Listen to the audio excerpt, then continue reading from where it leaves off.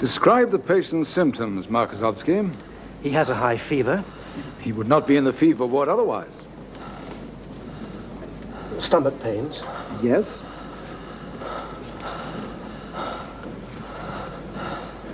No rash on the chest. You expected one? Well, in a typhoid case. You have told us nothing to suggest it is typhoid yet. Continue. The patient has a stone in his bladder. To remove it is one of the few internal operations we can perform with some hope of success. Though even lithotomy must be done deftly and as swiftly as possible.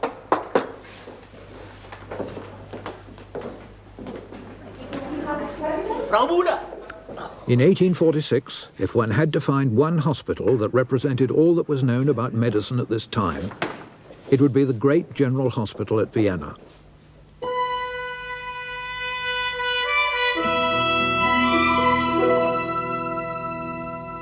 Built in the 1780s by the Emperor Franz Joseph, it was largely a charity institution with 4,000 beds and departments for all known complaints.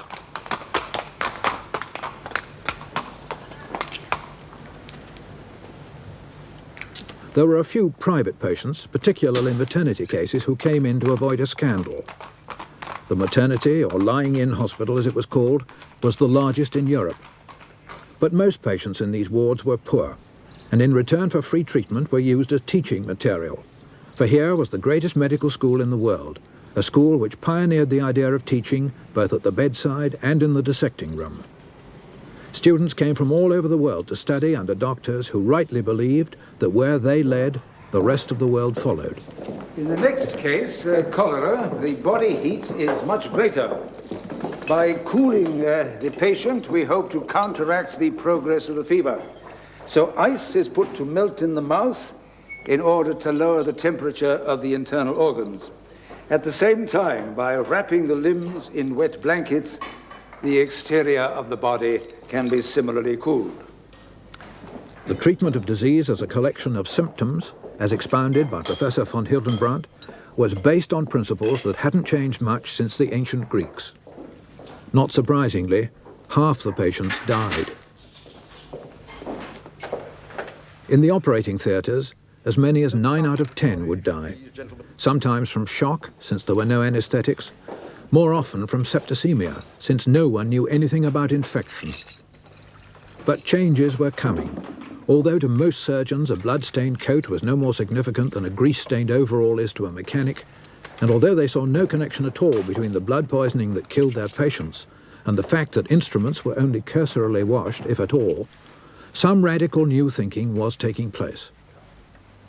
Since 1840, the professor of pathology had been Karl von Rokitansky. In the course of his career, he'd dissected over 30,000 corpses, examining and reporting on every diseased organ he found. It was he who paved the way for the notable advance that was about to be made at this hospital. Further ulcerations, lower third of the small intestine. Elliptical. Perforated bowel. Does peritonitis always follow from typhoid, Herr Professor? His dissections took him beyond the external symptoms to investigate what actually happened in the body during disease.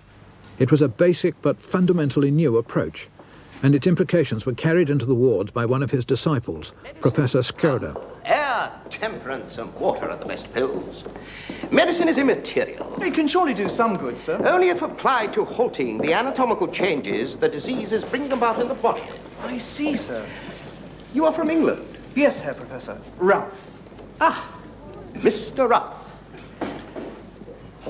Skoda was head of the department for chest diseases. By using such techniques as the stethoscope, an invention of 20 years earlier, he taught students to concentrate on what was happening in the lung, rather than concern themselves with how the patient felt.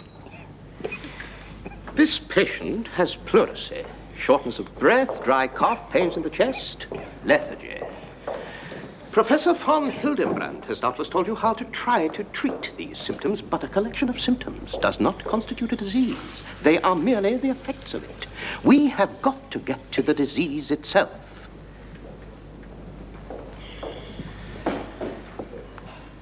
By such precise techniques as tapping on a patient's chest to register the whole range of different sounds heard from the lung, he may not have done much for his patient, but to Schroeder and Rokitansky, treatment was irrelevant. First, define the sound. Full to hollow, dull to clear, heavy to light. Full and heavy. And here? What mattered to them was understanding the process of disease. Only then could medicine advance. Continue. It was a view shared by Schroeder's protégé, Ferdinand von Hebra, head of the skin disease clinic, who set his patients on a plinth to be examined in public, however private their complaint. Well, turn round, man, so the students can have a good look at you. They've got to learn somehow. What do you think you're here for, eh? To get well? Now, that's sore on his upper lip. It's not eczema, is it? You married? Yes, sir. Good woman? Yes, sir. It must be you. Me, sir? Pick him up at the back of the Josefstadt, do you?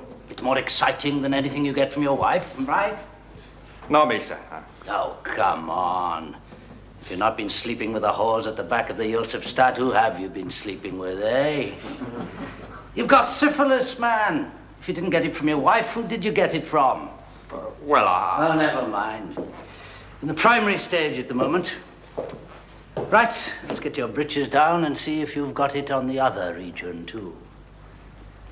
Oh, never mind about them. They'd like a good look.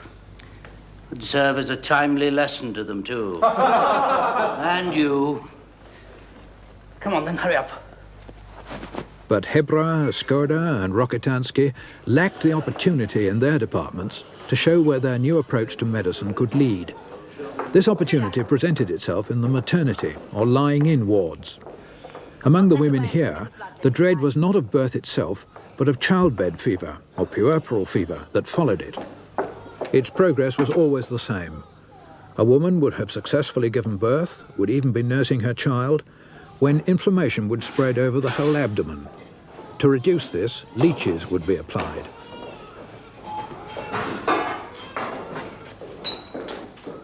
A little later, a high fever would develop, and with the mother often still protesting her good health, the bowls and red towels would be brought out for bloodletting.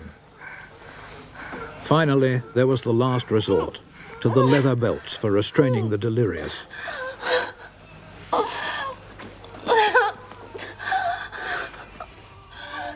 But one young doctor, Ignaz Semmelweis, a Hungarian, was appalled by what he saw. Vienna had the worst rate of this childbed fever in Europe. In some outbreaks, 1 mother in 3 died, their newborn babies often dying with them.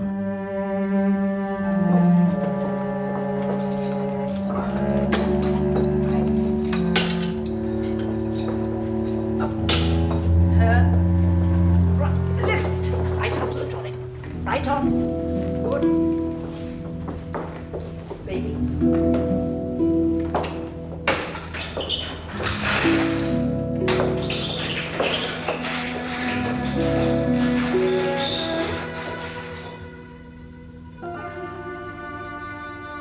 It was in Rokitansky's analytical approach that Semmelweis saw some hope of understanding the disease.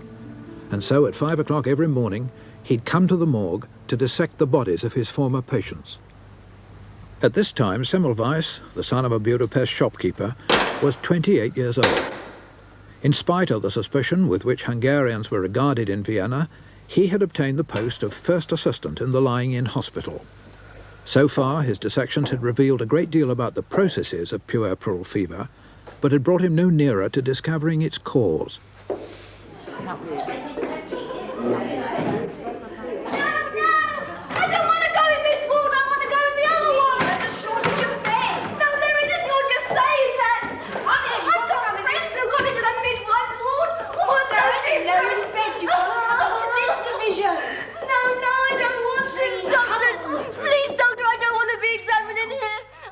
There were 2 divisions to the lying-in hospital, The first run by Semmelweis and his chief, Professor Klein, the second by midwives only.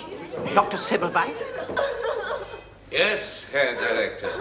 Do we have a bed for her? In the midwives division, there was nothing like so much puerperal fever as was found in Professor Klein's. In 1 year, 5 times as many women died from it in Klein's division as in the other. Semmelweis knew this well. So did the women who came here to have their babies.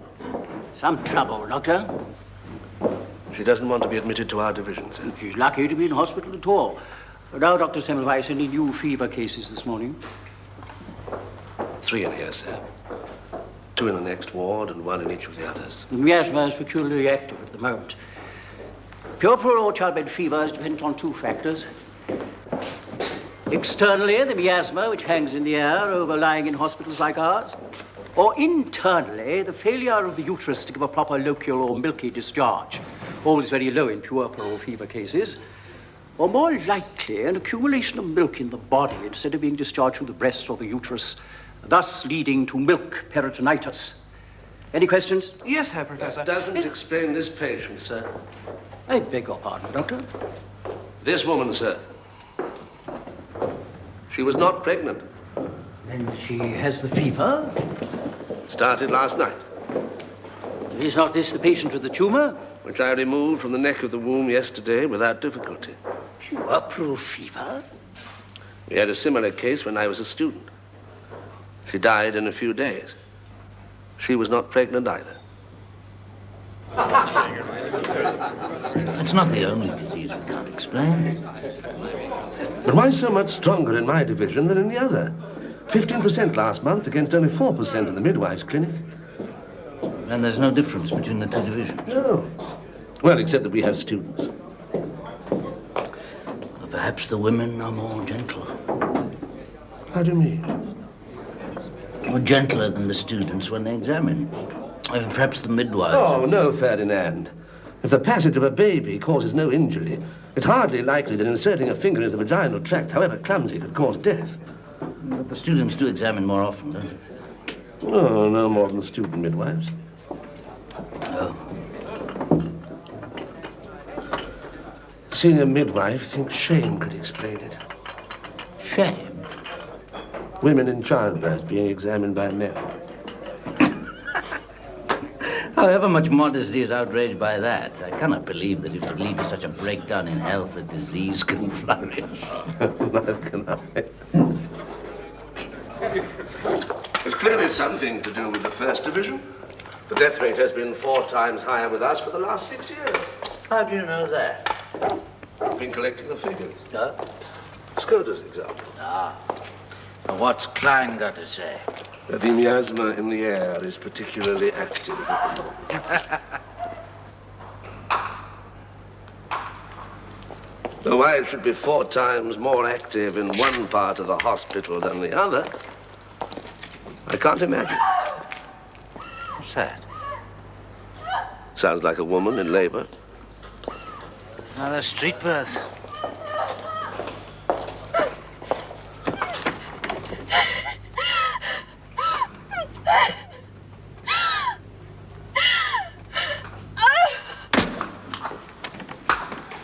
Take this woman to the hospital.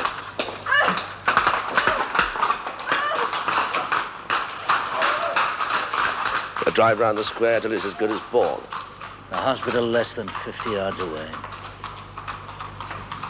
Arrive in time for the child to be admitted to the Foundling Hospital, but not in time for anyone to examine you in labor.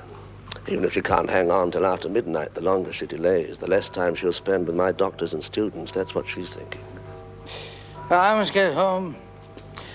Promised Johanna I'd be early. She pregnant yet? I hope not. But when she is, we're counting on you to deliver the child. Well, of course. But at my home.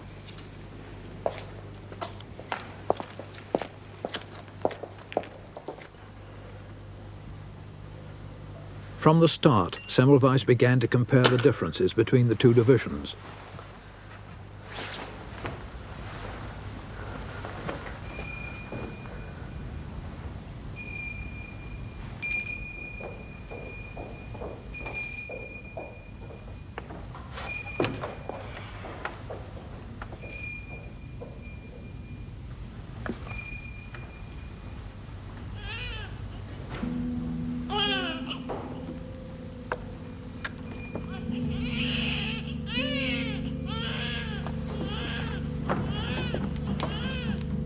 Even on me, the priest's bell had a strange effect when it passed my door.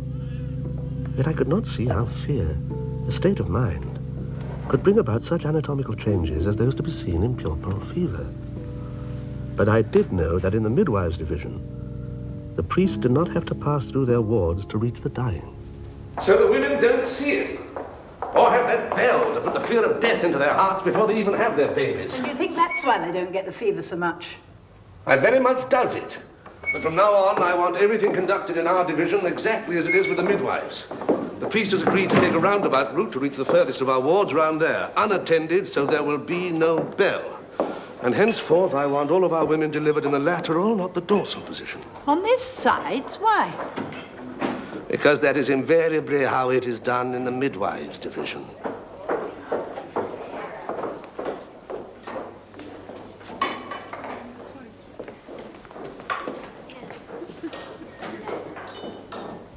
I had thought our greater mortality was due to something endemic to the First Division itself. But if so, women who started their babies in the streets but were later delivered in our wards, whether they liked it or not, would also get puerperal fever.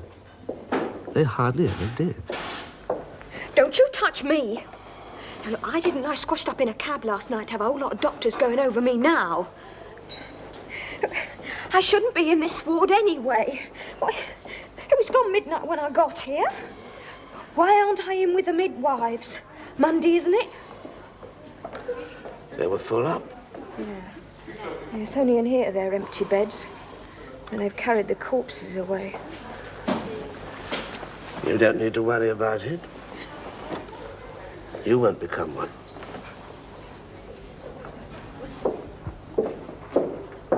So if the cause is something to do with the First Division, must be something that happens before delivery. Must be. I'm having the windows kept closed for the next few weeks. Why?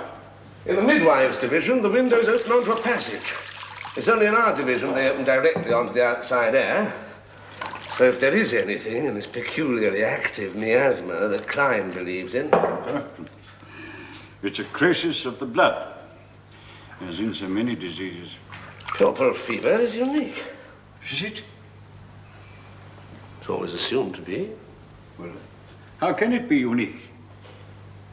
When the pathological findings at post-mortems are so similar to those we find in other forms of blood disturbance. No, I meant the cause of the blood disturbance, not the results of it. Yes, but if the results are so similar to those we find in other diseases, perhaps it's in those other diseases that you should be looking for the cause.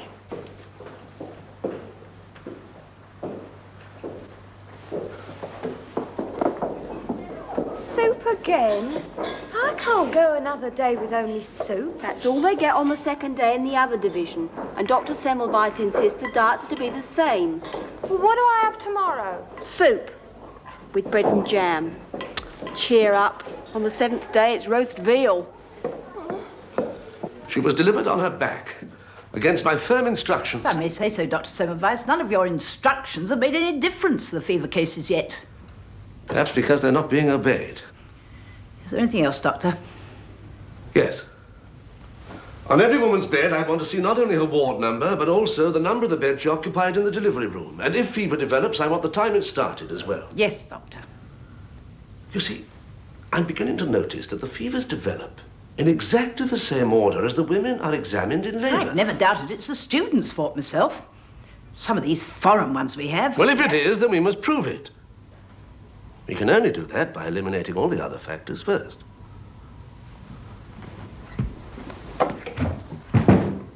Puerperal fever has been with us for as long as I can remember. Oh, yes, Herr Director, but with respect, it was never like this in Professor Boer's time. Indeed. I have the figures here. When Boer was Professor of Obstetrics, it was only 1% of our women who ever died of puerperal fever. Are you suggesting that this disease in some way emanates from me? I'm only trying to connect the facts. It's almost as extraordinary as suggesting the priest has something to do with it. The priest has nothing to do with it. Since I've stopped him going through our ward with his bell, there has been no reduction in the fever rate at all. And since the midwives have been told to have the patients deliver on their signs? No reduction either. You admit it? So we are gradually eliminating the factors that could be responsible until in the end I have no doubt we shall isolate the one that is. And how much of your time will this take, Doctor? I don't know. But you do know, Dr. Semmelweis, though the post of assistant is held for only 2 years, the occupant has the right to apply for an extension for another 2 years. I've only held the post for 4 months, sir. Whether I apply for an extension or not... I am talking about your predecessor, Dr. Bright.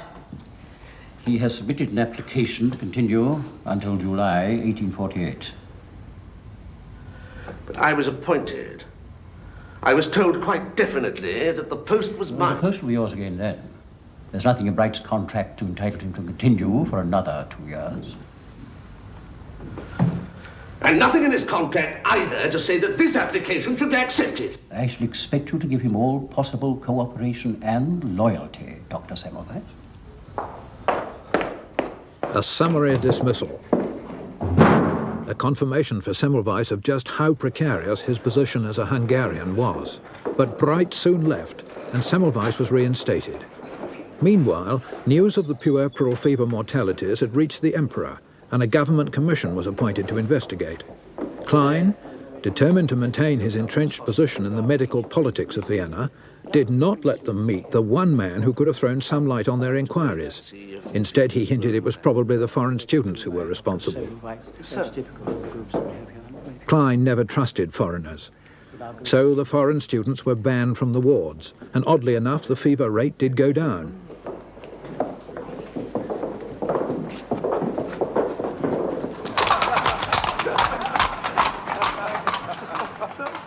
As soon as I was reinstated as assistant, I took a short holiday in Venice with a couple of friends before taking up my duties again.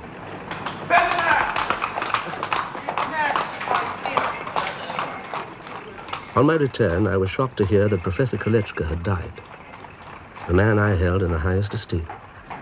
How? Scalpel wound while dissecting. Ask Rokitansky, he did the autopsy.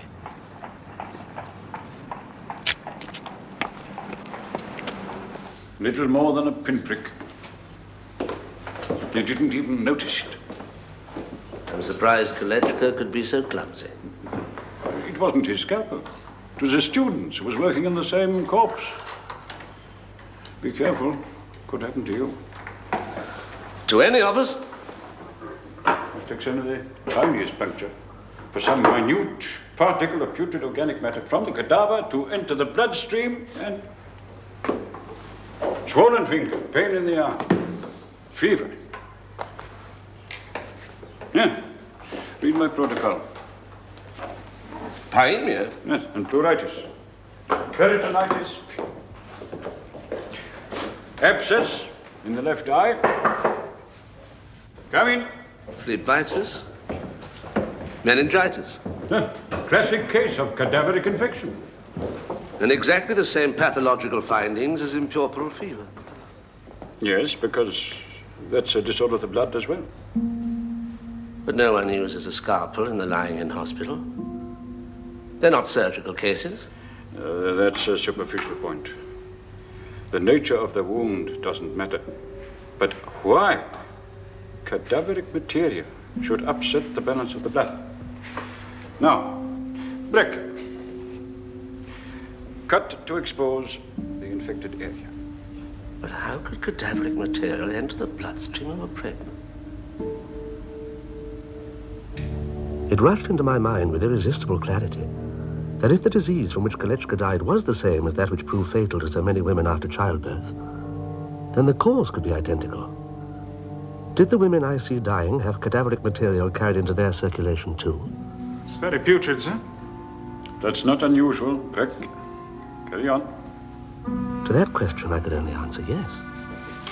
Every morning, ironically in the best tradition of the Vienna school, the students attended Professor Klein in the labor ward, examining women in childbirth. And they'd come there direct from the dissecting room. But they wash their hands. Obviously not well enough. If a particle of cadaveric matter so small it could enter a pinprick in poor Kolechka and kill him, well, think what could happen in the wound left by the separation of the placenta alone.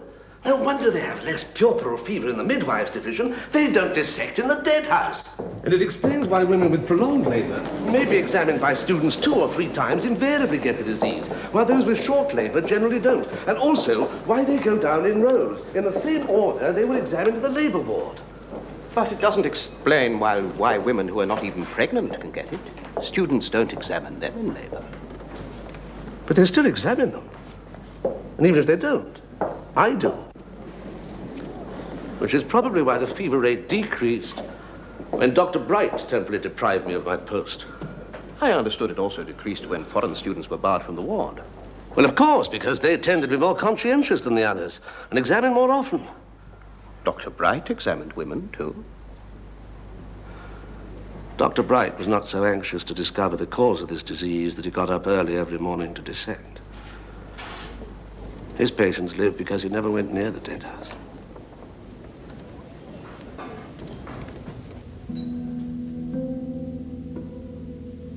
I had occupied myself with the cadaver to an extent reached by few obstetricians.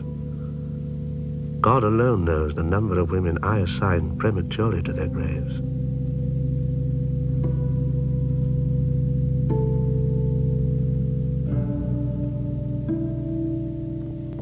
Semmelweis had now to find a washing agent that would rid the hands of any particles of putrid matter from the corpses. Sifting through the scant knowledge then available, he found an answer. All students and doctors, at least he includes himself, all students and doctors who enter the wards to make an examination must wash their hands thoroughly in the solution of chloride of lime, which is placed in convenient basins near the entrance to the wards. And do it thoroughly, till there is no smell of the dissecting room on your hands at all. There's a pretty foul smell from this, sir. Not one that kills. Do we carry the bowl with us from one patient to the next? As long as all traces of the dead house have been removed first, soap and water will be sufficient between examinations. Within a month, the mortality rate fell from 12% to 3%. By July and August, it was down to under 2%. Figures that haven't been bettered for 25 years. When Bohr was director, you are implying. So it would seem. Why should that particular professor of obstetrics be so enlightened? He didn't have the advantage of Dr. Semmelweis's advice. No, but Bohr used to teach on the Phantom until the Phantom. What did any student learn from a wooden model of a pregnant female with a cupboard for a womb and a doll inside for a fetus? Until you insisted that students should learn instead on the cadavers of women who died in childbirth. It was official policy and imperial decree. Nevertheless, the puerperal fever rate shot up to 7% in the first year. Skoda, you are Professor of Chest Diseases here. I am Professor of Obstetrics. Good morning. Morning, sir. So, Herr Director is not impressed. Man's a fool. All the symptoms of small-minded bureaucracy. Semmelweis must publish. I shall be Emperor of... Please be serious, Emperor. I am. Ignaz will never overcome his childhood phobia. I cannot write. How often have we heard that? And worse, he suffers from the naive belief that the truth will be self-evident. Then as editor of the journal, you must publish for him. I intend to. Sir,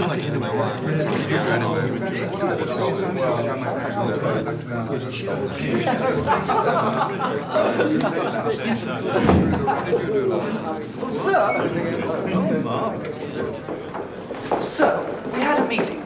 All the foreign students. If we each write to a professor or obstetrician in our own countries, well, between us we can cover the whole of Europe. I shall write to London. Yes, yes. Well, do we have your approval, sir? Of course, if you think it's necessary. Thank you, sir.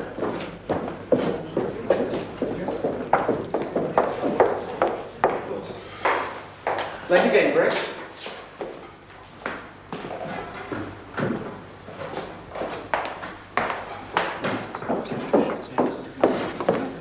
Not a single case in the whole ward. Come, we'll go straight to the delivery room. But it wasn't long before the fever returned. So this evil-smelling chloride that permeates the entire hospital is not the magic cure. The figures are up again today, Herr Director. 5% have fever. Well, how does my assistant explain that? One of you, at least, has been willfully defying my instructions. Show me your hands.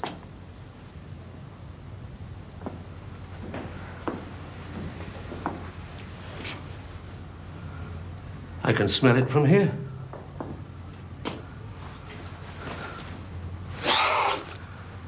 Stench of the dead house.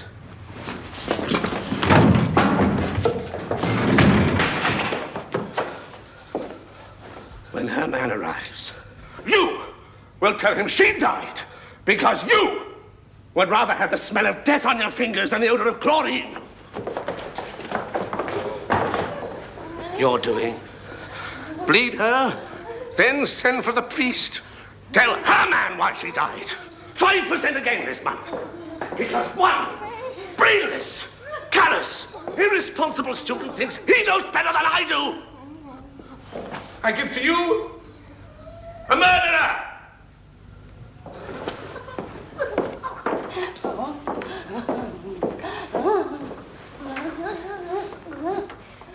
Aware of the importance of Semmelweis's discovery, Hebra wrote about it for a leading medical journal.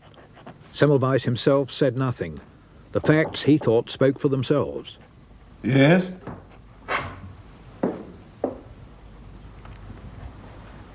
Ward 3, Doctor.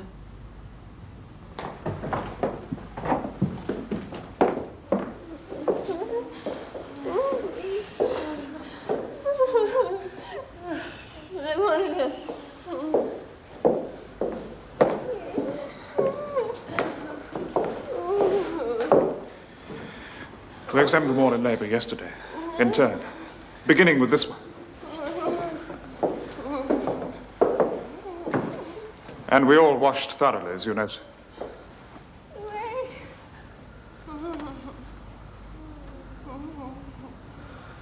But this woman is unaffected. And we examined her more closely than any of them. She has that medullary cancer, you remember.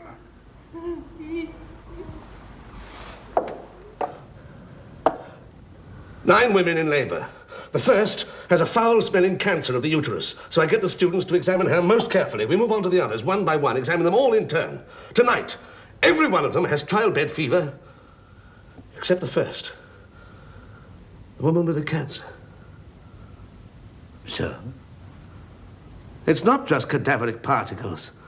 It's any putrescent matter. We infected the others with what we took from the first. Are you sure about that? No, not yet. But I'm going to insist that the washings take place between every examination. Frau Muller?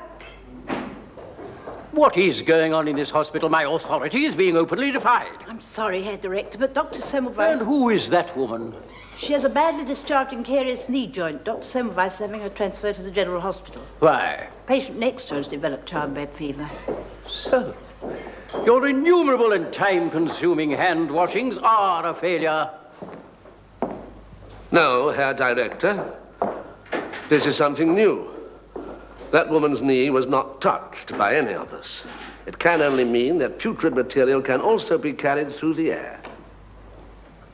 On wings. Metternich must go! Metternich must go! In 1848, the Austro-Hungarian Empire was tottering under a revolution that was spreading across Europe. Revolution in the air, listen to them. Metternich must go! Metternich must go!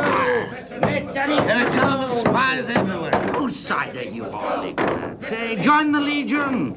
You're Hungarian, aren't you? Your countrymen are rebelling against the Habsburgs. Stand up for Kossuth. Metternich will go in a couple of months, and so will Klein, and so will all the rest of the old guard. Metternich must go! Metternich must go! Metternich must go! Klein must go! Klein must go! Johann Klein must go! Johann Klein must go! Johann Klein must go! Freedom!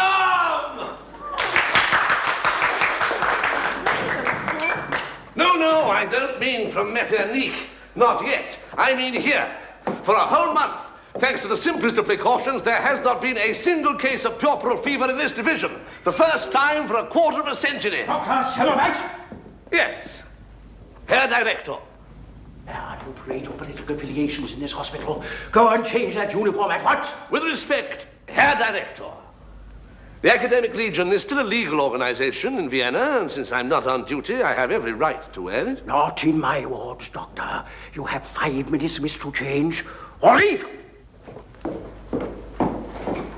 Dr. Semmelweis? Ah. A message from Professor Hebra. He wants you at his house. Frau Hebra's pains have started. Then get a bag of chlorinated lime. Yes, Doctor.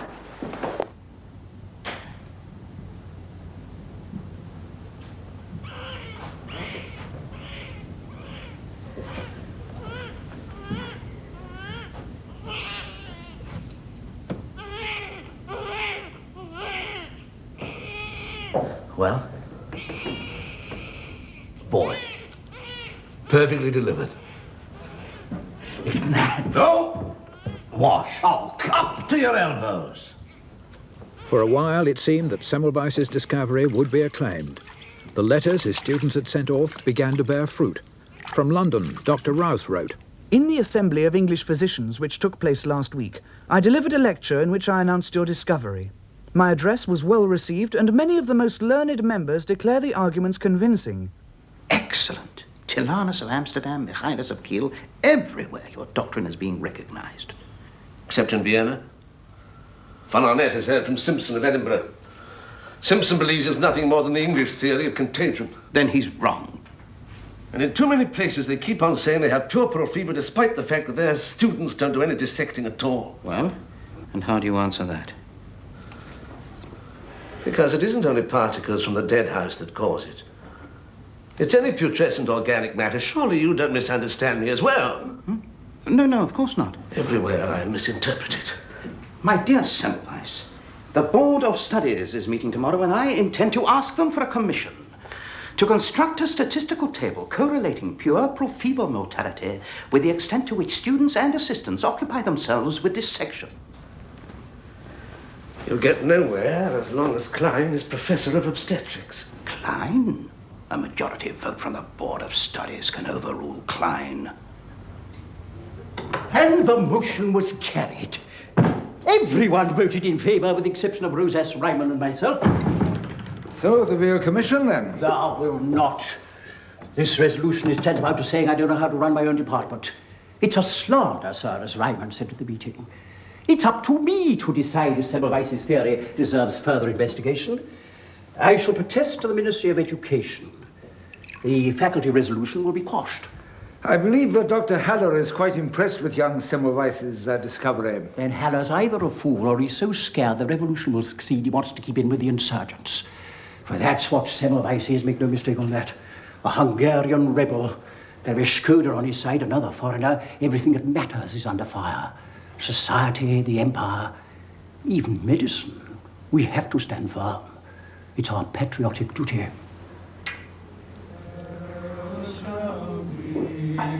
Oh, thou art free, it ever shall be.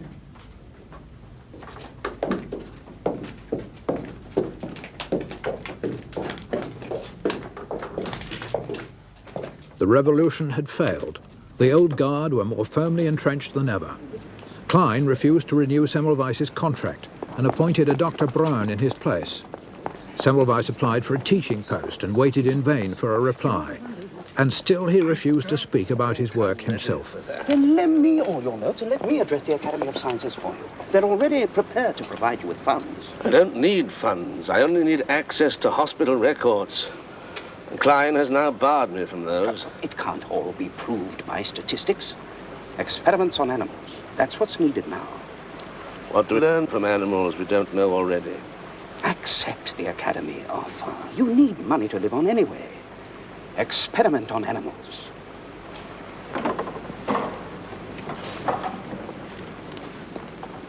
So Semmelweis half-heartedly did a series of experiments on animals, and Skoda addressed the Academy of Sciences.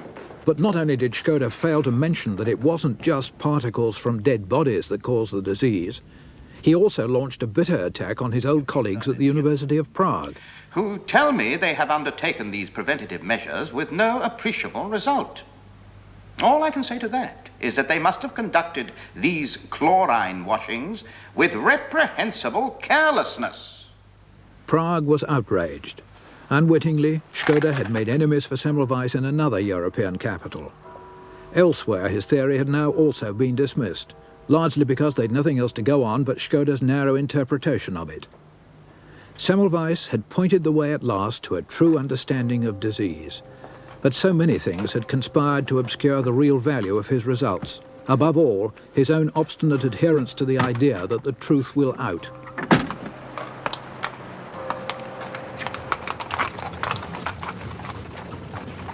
In October 1850, disheartened, bitter, short of money, Semmelweis, without even saying goodbye to his friends, left Vienna.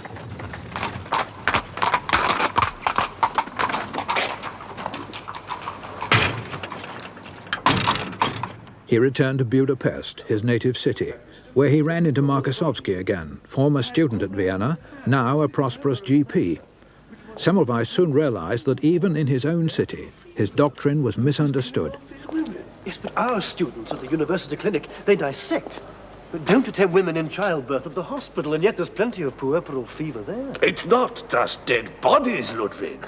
Well, I was led to believe... Show me this hospital, and I will explain it. It didn't take him long. The chief obstetrician was also the hospital surgeon. Thanks to Markosowski's influence, Semmelweis was now made professor of obstetrics at the university. He at once introduced into the clinic all his disinfectant techniques and soon reduced the incidence of puerperal fever. Then suddenly there was another outbreak, and the administrators, who to start with had opposed him as much as Klein ever did, were triumphant. Give the laundry contract to the man who is the cheapest. Of course he's cheap.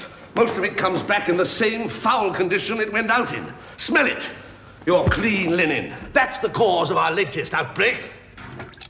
It wasn't long before his disinfectant techniques, which he now applied to all instruments used, made his clinic perhaps the healthiest and safest in all Europe.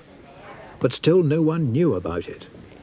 And while in other countries other men were beginning to get to grips with the nature of infection, Semmelweis put all this aside, content with what he'd achieved in his native city.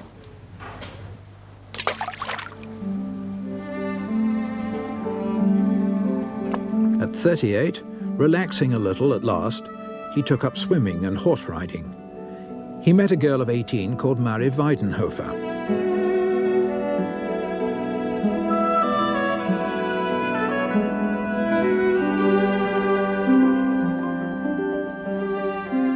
Gentle, mature, and understanding, she married him, and within a year she was pregnant. When the baby was born, Ignaz took every care to avoid the risk of puerperal fever.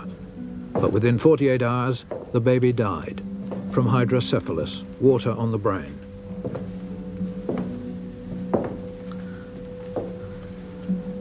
Depressed by the child's death, and aware that it was now 12 years since he'd made his discovery in Vienna, he decided at last to publish The Etiology, Concept and Prophylaxis of Puerperal Fever. But he was 12 years too late. A rambling, repetitive account of his achievements in Vienna, followed by an attack on all who disagreed with his views, the book met with almost no response. So Semmelweis took up his cause once more, this time by writing open letters to his opponents. I carry with me the conviction that since that year, thousands of women and babies have died who need not have died. In this massacre, you, Herr Professor, have participated. Your teaching is based on the dead bodies of lying-in women, slaughtered through ignorance. And I have formed the unshakable resolution to put an end to this murderous work so far as lies within my power to do so. This homicide must cease. shall keep watch on every man who dares spread dangerous error. If you continue, Herr Hofrat, to teach your students that puerperal fever is epidemic, I denounce you before God and the world as a murderer. Oh, if only Semmelweis had been in London with me, France. He'd have realized then his fanatical raving against his enemies just makes him a laughingstock. I saw gynecological operations performed there that Ignatz could learn to do here, with far less danger. But even now, with his prophylactic methods, he's a far better record than they have. But you tell them that in London, and they just laugh. If they've heard of him at all, they think he's a lunatic. I sometimes wonder whether he may not be. Oh, Marie, I only... Behaving so wildly. Dr. Hirschler tells me that the other day he suddenly leapt to his feet at a faculty meeting and recited the oath made by midwives on qualifying. It had no bearing on anything they were discussing. Get him back to work. That's the best therapy for him. Gynecological surgery. He could solve the whole problem of wound infection if he set his mind to it. And while in London, I heard of a professor in Glasgow who was already teaching his students that the amount of suppuration from a wound follows directly the amount of decomposing matter that gets into it. And what this does exactly, Oh, I'm sorry, Marie. It's just that medicine is moving ahead of Ignatz, and I so want him to catch up. It's already been demonstrated that disease can be caused by invisible organisms carried in the air. Now, Ignatz would say he proved that himself 18 years ago. That woman in Vienna with the carious knee joint. But the question now is, what are these organisms, these germs? How do they work? How can they be identified? Ah, Ignatz. How are you, Ignatz?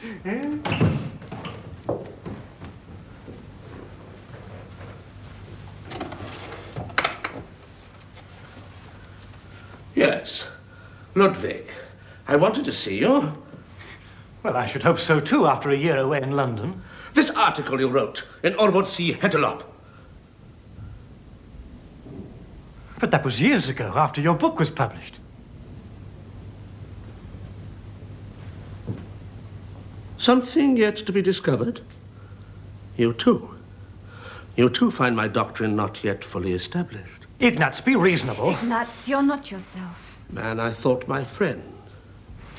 That was a clearer explanation of your doctrine than anything you ever wrote. Just because I said the next stage must be to identify... Next stage? The facts, the figures, the statistics prove everything that matter. Cleanse the hands. Cleanse the instruments by a single kreutzer's worth of chlorinated lime. Yes, but what are we fighting? That's what we must ask now. What is it in decomposing animal matter that causes the physiological changes seen in disease? I've just come back from London, Ignatz, and I was telling Marie about this surgeon in Scotland who's thinking on just the same lines as you have been.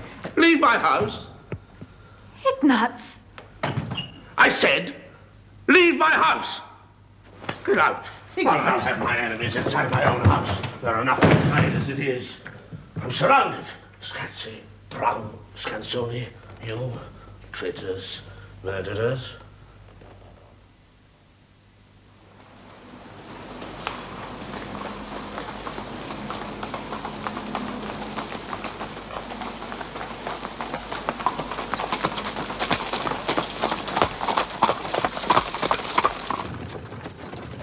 In July 1865, Semmelweis returned to Vienna. His old friend von Hebra met him at the railway station.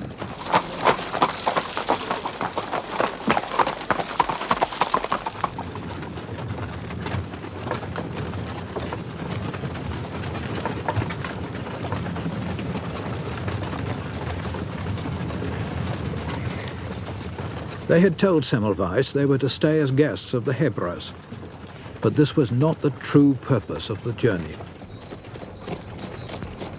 From the 1st of January, 1849, to the last day of December, 1858, precisely 1,924 women died in your lying-in hospital who would have lived if anybody had listened to me.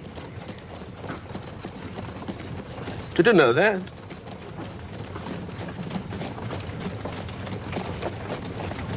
In the last few months, Semmelweis had employed his antiseptic methods in plenty of gynecological operations.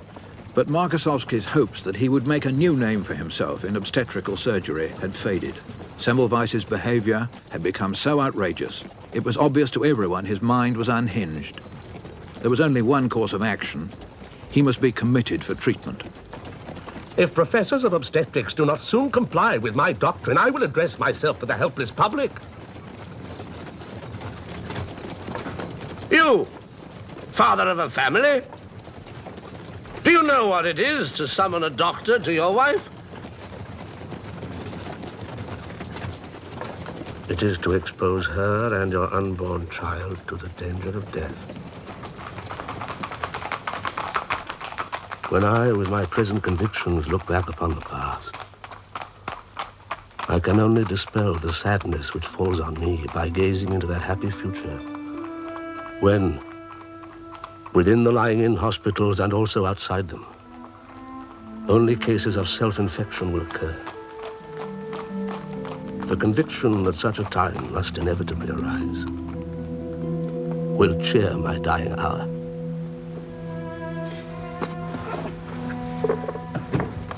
Are we there, then?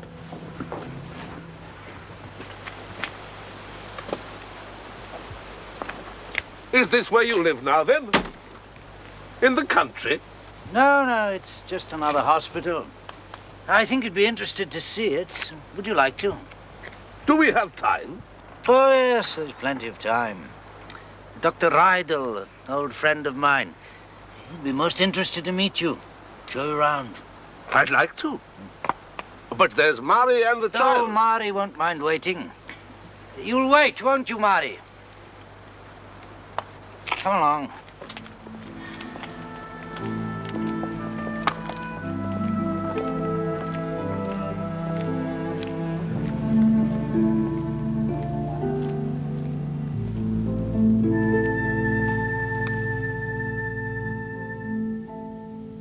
Ten days later, in the Royal Infirmary, Glasgow, Dr. McPhee, an assistant surgeon to Professor Joseph Lister, laid a piece of lint dipped in liquid carbolic acid on a deep wound in the fractured leg of a child.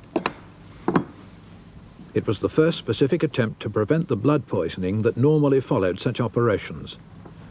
Although similar to the antiseptic solution that Semmelweis had employed 18 years earlier, Lister had based his method not on any knowledge of Semmelweis's work, but on the strict scientific researches of the French chemist Louis Pasteur. The day after that operation, Semmelweis died in the mental home they'd only just taken him to. His body was carried to the General Hospital at Vienna for a post-mortem in the same pathology department where he had himself conducted so many autopsies.